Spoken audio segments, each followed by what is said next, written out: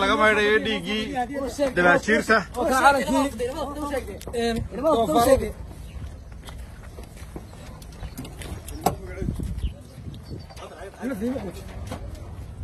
dagaal bilowday subaxnimo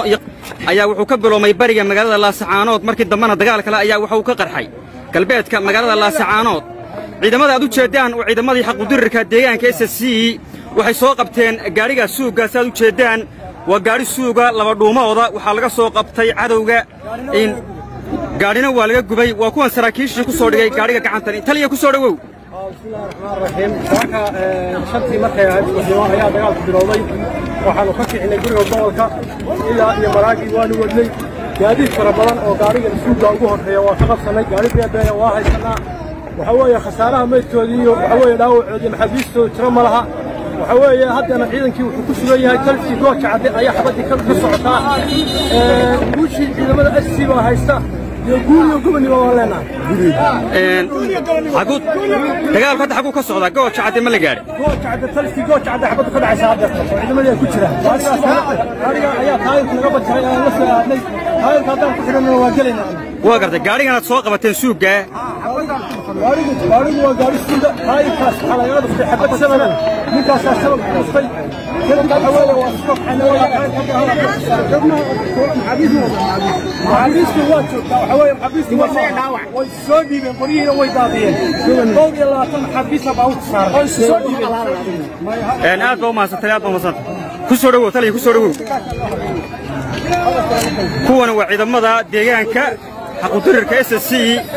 كتجعلهم يا بريء مجال Laascaanood وعيد مضى كتجعلهم يا حاجة بريء مراجع اللو يقانو محل هذا قاري أنا سواق بتنساك قاري السوق وحنا قصوا قبلنا كانوا قصوا قبلنا إذا ما راح أقول كSSC بصوت قاري قال سبب قاري ده شعور ما تبي مجال وكا قاري هو هاي نساك أنا قاعد أعمل هو هاي وكا قاري كان حالك سواق بتاعي عبد الله يوسف محمد سبعين كاسة كوكب وعيد ماذا حقود الركادية عن كSSC أو قاريgan suuga ee laba dhuumoodka soo qabtay ciidamada ayaa gacanta ku haya gaarigan dagaal culus oo saaka mar kale ka qarxay magaalada Laascaanood waa baabuurtii laga soo qabtay Soomaaliland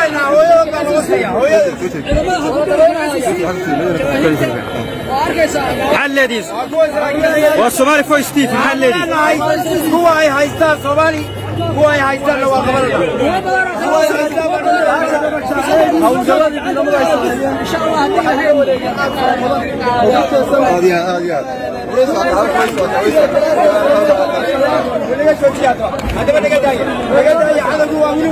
أنا ku hadlaya magaca gudida 33 ka ka talinta SSC iyo guud ahaan afka bulshada SSC weerarkii ay soo qaadeen jamhadda SNM ee looga taliyo Hargeysa ee gobolada waqooyi looga taliyo dagaalkaas waxa ka dhacay khasaare badan bay geysteen dagaalkaasi wuxuu u qaybsanaa mid afantiriya iyo mid duqayna intaba waa isugu jiray jahooyinka ilaa bari ilaa waqooyi inta u dhaxaysa oo bariga ah ku beegan baa weerarkaasi ka socday khasaare fada badan buu geystay waxyaalihii ugu daraa waxay ahaayeen shalayto marka laga yimaado iska hor imaadada duqayntii faraha badnayd iyo dhibkii ay geysatay oo ay ka dhalatay dhimasho iyo dhaawac iyo duqayn ama burbur dhul babliga oo dadku wada leeyahay iyo dhul gaar ahaaneedba arrintaas waxaa ku dhintay dumar waayeela dhalinyaro iyo waayeel kale oo suuqa joogay oo iyagu aan ka mid ahayn furimaha dagaalka laga soo bilaabo saaka haddana isla sidii oo kale waxaa soo bilowday ilaa sagaaladii dagaalkii ay ku ballan qaadeen inay qaadi doonaan ee military bay saakana dib u soo bilaabeen waa dagaalkii ay hore u ballan qaadeen oo ahaa inay dagaal istiraatiijiyadeed samayn doonaan kaasina saakay haddana dib u soo bilaabeen waxay ka soo bilaabeen dhanka bari iyo dhanka galbeed waqooyi intaba waa ka soo galeen laakiin nasiib wanaag meel alla meeshii ay soo taabteenba waa lagu jibiyey waxaanu xaqiijinaynaa inaanu ognahay dhibaatooyinka soo gaadhay badankooda dadka waxba kuma kala qarsoona boqolaal dhaawac ah oo lagu hayo hadeer dhuxun lagu hayo iyo tiro ku dhow 100 oo dhimasho ah waxaan leenahay waxyaalahaas oo dhan baan rabnaa inaan ummadda SSC u sheegno waxaan leenahay ciddii soo abaabushay oo dagaalkaas soo bilowday oo qadarin weyday xabad joojintii oo loogu caal waayay nabadii oo laga kari waayay meel nabadda lagu kala qaato tag oo golaha soo fadhiiso geedka haddaad gar leedahay waxaanu leenahay waxa aad faa'iideysaan waa waxa iyo wax la mid ah waxaanu ummadda Soomaaliyeed u sheegaynaa waxaanu caalamka u sheegaynaa oo leenahay Muuse Biixi iyo groupkiisu waa diideen nabadii waa loogu caal waayay nabadii mar hadday halka marayso horena in badan aanu u ixtiraameynay nabadda iyo ummadda badbaadada u ixtiraameynay maanta laga bilaabo annagana xarig noo xidhan ma jirto Muuse la qaban waa Soomaaliyiina qaban weyday adduunkiina qaban waa waxa loo ogolaaday inuu noqdo argagixiso sharciyaysan baa loo ogolaaday sidii loogu ogolaaday inuu noqdo dawlad uu iska sheegto aan meel ka jirin tii oo kale haddana u sharciyeystay argagixiso sharciyaysan waa argagixiso sharci leh waa argagixiso aan cid qaban karin waa argagixiso aan ogolayn cidna waanadeeda iyo taladeeda maantana tay geysteen oo taan la mid ka ahayd tii shalay dhacday la mid ka ahayd waa mid iyana ka baahsan dhimasho iyo dhaawac fara badan baa dhacay dhinac kastana khasaaruhu waa jiraa waxa isku dhintana waa ummadii Soomaaliyeed waxa guul ah in aanay wax horumar samayn waxaan rabnaa inaan SSC ama iska caabinta SSC inaanu halkan uga tahniyadeeyo barashada quraanku waa waajib kasto saaran qof kasto islaam ah siibahan waalidka qurbaa ku nool waalid ubadkaaga bar inta ay yaryar yihiin quraanka kariimka ee culumta shariicada islaamka adigoo ka baraya dugsiga habka online ku shaqeeya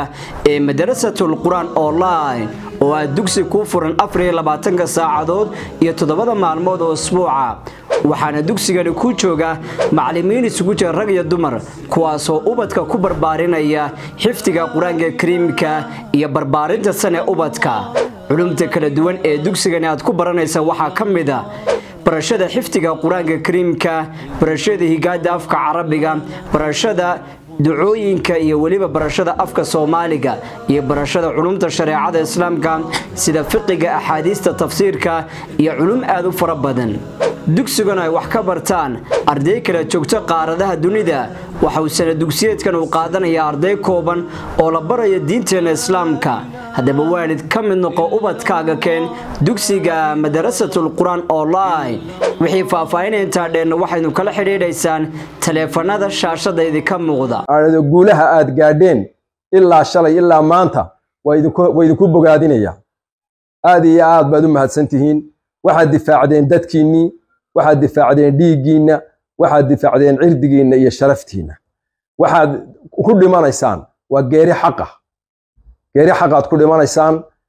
waxaad noqonaysaan kuwa ilaahay ugu dambi dhaafo ku cibaadeysta muxuu ahaa la dagaalanka dadka xun oo argagixisada ah oo doonaya inay sida xun idin ugu ciyaaraan sharaftiina iyo cirdigiina ugu ciyaaraan aad iyo aad baad ugu mahadsantihiin waa intaas oo aad wala sii dhawaataan in yar baa idin hadhay wax yar baa inoo dhiman intaana insha Allah waa dhameystiraynaa waynuna ku caawin doonaa ciidamada ama Maleesiyada ka soo guurtay waqooyi inay si hawl yar u tagtayna ku caawin doonaa taasayna ku caawin doonaa haddii ay diideen inay iska tagaan taasayna ku caawin doonaa jamaahiirta aad iyo aad baad u mahadsantihiin hawsha wada si fiican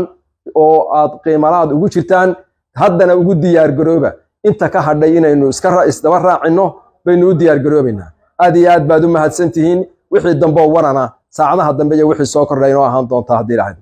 waxa ciidamada deegaanka ee xaqdurarka SSC soo weeraray ciidamada jimhadda argixisada SNM ama Somaliland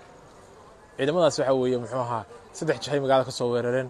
saddexda jihay waxa weeye muxuu ahaa waa lagu jibiyay ciidamada xaqdarkiisina waxa weeye waajibaadkii xaq ahaa bay guteen ciidanka jab far badan baa gaaray dhimasho badan baa gaadhay baabuur badanna muxuu ahaa waa laga guday ciidamada xaqdarka SSC deegaamadii hore ay fadhiyeen difaaca kaga jireen hore ayay uga soo durkeen waxay ku sugan yihiin waqtigaas habeen aan hadlayno fadhiisamihii ciidamada Somaliland ay ka soo duuleen bas saddexda jihay kaga sugan yihiin ciidamada xaqdarka SSC ciidanka Somaliland ee maleeshiyaadka ee Burcaya Hargeysa iyo Gabiley ka soo duulay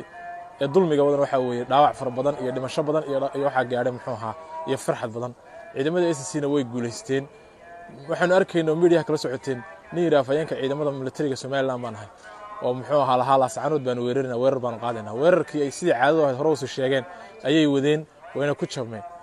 waxaad ogtihiin in saraakiil far badan iyadana ciidanka Somaliland ay muxuu ahaa dhibaato badan ka gaadhay oo kamid yahay Faysal Cabdi Bootan hadduu nool yahay Faysal Cabdi Bootan ama uusan dhaawac ahayn maalin saddexaad baa dagaal socday ha soo hadlo ninka la Cabdi Dheere la saacanood baan weerarina afayeenka ciidanka jimhadda argixisada ee Somaliland sheeganay isaga waxa uu leenahay soo hadal maxaa ku aamusiyay waadigii lahaa afar cashkor weerar baan qaadina media taagnaay de kumee bal soo hadal Faysal Cabdi Bootan waxa uu leenahay Faysal haddaadan dhiman ama dhaawac ahayn waan ognahay in muxuu ahaa annaga markii uu ka dambeysay dhaawac baad ahayd lug iyo gacan baad dhaawac ka ahayd marka inaad dhimatay na wararka xoogoodu waa xaqiijinaya dhaawacna annagu inaad dhaawac tahay baan hubnaa markaas Faysal waxa uu leenahay bal soo hadal adiga Cabdi Dheere waxaad soo hadli weydeen leedama haye ciidamada xaqdarka SSC-na waan bogaadinaynaa iyo jamaahiirta iyo dhammaan dadka deegaankooda difaacanaya ee doonaya sharaftooda iyo karaamadooda inay difaacdaan ciidanka Somaliland waa ciidan qabiila waa ciidan isaaq la yiraahdo waa ciidan muxuu diinteena iyo dhulkeena iyo cirdigeena ku soo duulay waxa weeye muxuu ma yeelayno in qabiil ku soo duulo sidii aanu isaga difaacnay baynu isaga difaacnaa waxaanu leenahay international community-ga iyo dawladihii ugu weyn yahay Mareykanku go'aamadii ay soo saareen wasaaraddiisa muxuu arrimaha dibadda muxuu ahaa safiirkiisa u qaabilsan Soomaaliya muxuu ahaa u qaabilsan Mareykanka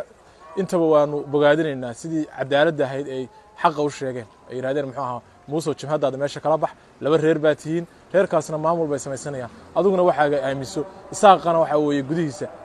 muxuu ahaa doorasho qabo dadkana waxa weeye muxuu ahaa wadada dawladda federaalka Soomaaliya xasan sheekh madaxweyne ah iyaguna maamul muxuu SSC state la yiraahdo noqonayaan biyana sacbadaada laga dhargaa nin waliba waxa weeye wuxuu aaminayaa muxuu ahaa mutulkiisa marka Mareykanka iyo dawladaha muxuu ahaa hogaaminayaba waanu ku bogaadinaynaa sida geesinimada iyo cadaaladda leh ay muxuu ahaa dhowrkii baris statement ay soo saareen ay ku cadeeyeen oo yiraahdeen ciidamada Somaliland maleeshiyaadka waxa weeye xaq uma socdaan dadkana waxa weeye laga dulqaado musabix dhimashada uu badinayaa oo dhimashada khasaaraha uu badanayay waxa weeye halkan dhul ninkii laba u hadhaya halkan hartiya u baahanta u hadhaya waxa weeye halkan dhul ninkii laba u hadhaya halkan hartiya u baahanta u hadhaya waxa weeye muxuu ahaa magaalada waad ogtihiin magaalada la duqeynay iyo maatada ciidamadu furmay ka dagaalamayaan sababta magaalada loo duqeynay waxa weeye waa in muxuu ahaa inta aan aaga area laga safeeyay meeshan godkan gooja cadde inta laga safeeyay khasaare far badan sii geystaan waad ogtihiin dumar baa ku dhintay duqeyntii muxuu ahaa guryo kale kuwii hore ka badan baa ku dumay magaaladii baa cagta la mariyay waxaanu ognahay in wixii 88 hore jiray waxba wax la waxeeyay muxuu ahaa inay halkan muxuu ahaa ka goosanayaan guri la saacanood la dumiyaa muxuu ahaa muhiim nooma aha waa dhisan hadaa u noolaano waxa weeye muxuu ahaa qofka dhintayna tiisi baa gashay qofka dhul baahantay ama artaal ku dhinta isagoo diintiisa iyo dalkiisa iyo cirdigiisa difaacanaya ku dhintay ka Hargeysa ka soo duulayna waxa weeye waa shaqaysta ninka gooja cadaafkiisa fadhiya ku dhuumanaya $80 buu ku dhimanayaa Somaliland $100 buu ku dhimanayaa waana calosh shaqaysta waad arkayseen waxaanu leenahay musabix iyo muxuu ahaa iyo maleeshiyaadka Somaliland war gabdhahan iyo maatanaad ku hinayso muxuu ahaa caruurtooda u fasax islaan maamaha 90 jir aan arkin oo lahayd wiil kaariridaaba odayayga jira madaxa badan kaga jira bayga jira meesha muuso uu soo fasax saantaasi waa 90 jir waxa arkin laba gabdhood oo iyaguna muxuu ahaa aabahayo BM ka ridaba meesha godoon ku ah oo soo dhowr jir dhaawacna ah kuwaana waxaan leenahay dadka maatada ooyaya dadka calosh shaqaystaha aad gooja cad ku haysato muxuu ahaa u soo daa annagu guul baanu taaganahay magaalada Laascaanood ee caasimadda gobolkan annaga haysa